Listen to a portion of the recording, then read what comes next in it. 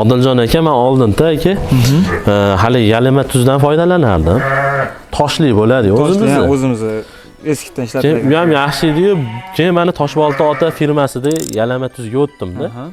Bu vitaminga boyitilgan ekan. Vitaminga boyitilgan tuzimiz bu. Keyin tez yemirilib ham ketmas ekan. Tez yemirilmaydi. Uzoqqa yetar ekan. Uzoqqa yetadi. Keyin yana bitta tarafi aka, buni tarkibida o'ta ko'p vitaminlar bor ekan.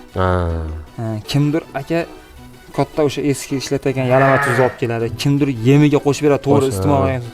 Lekin men uni olib kelib 3-4 ta joyga ilib qo'ysam men uni, aka foydasi katta. Chunki yangi tuqqan qo'ylarimizga ham bo'rdoqiga boqilayotganlar uchun ham zo'r. Mana men o'zimdan shundan beraman o'zi asli.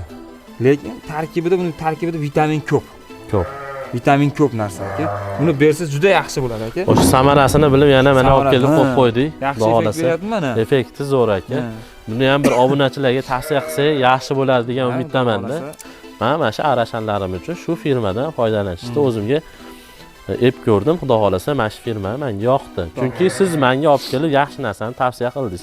Men chiqib Qirg'izistonda ko'p yuraman, o'zingiz bilasiz aka.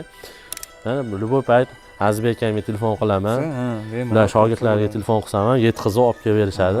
Alloh rozi bo'lsin ulardan. Rahmat aka, sizga ham foydali maslahatlar berganingiz uchun.